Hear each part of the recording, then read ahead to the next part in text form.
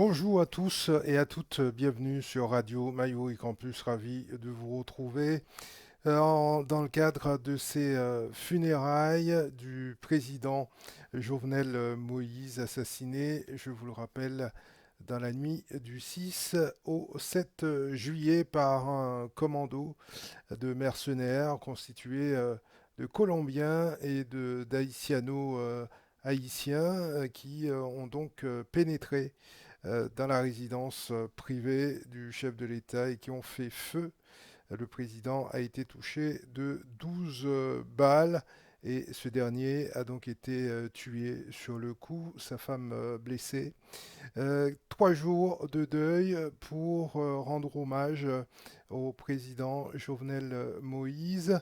Des cérémonies Port-au-Prince sur la place du Champ de Mars au MUPANA, au musée du Panthéon national haïtien, et les funérailles au Cap Haïtien, qui est donc la région d'origine du chef de l'État. Et donc là, nous sommes à la veille de cette cérémonie et vous allez voir, il y a eu des manifestations un peu partout dans la ville, des heurts pour empêcher notamment le responsable, le chef de la police, Léon Charles, d'accéder à la ville. Les manifestants lui reprochent de n'avoir pas fait ce qu'il fallait pour protéger la vie du chef de l'État. Je vous propose de regarder ces images et de voir comment la situation était sur place.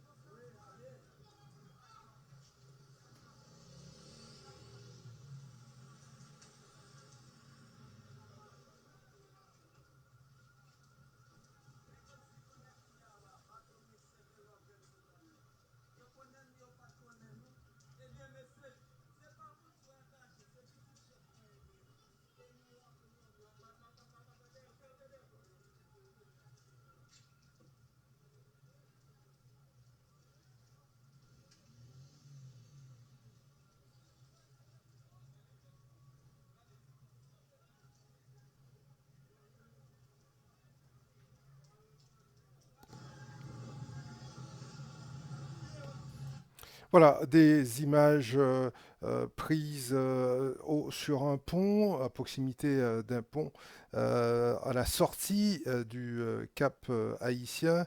Des manifestants avaient donc posé des barricades, notamment des pneus enflammés, pour empêcher au cortège du chef de la police, Monsieur Léon Charles, de sortir et de rentrer dans la ville au Cap-Haïtien où se sont déroulées les funérailles du chef de l'État 15 jours après son assassinat dans sa résidence privée à Pellurin 5. Je vous rappelle que l'enquête est en cours. Pour le moment, plusieurs assaillants ont été appréhendés par les forces de police. Il en reste encore dans la nature, 5 plus précisément. Parmi les Colombiens, les mercenaires colombiens, il y a également des Haïtiens qui ont été arrêtés, des policiers, des officiers de la police haïtienne, au nombre de 5 ont été également, dans le cadre de cette enquête, appréhendés. Voilà ce que l'on peut dire sur ces heures qui ont émaillé ces funérailles au Cap Haïtien.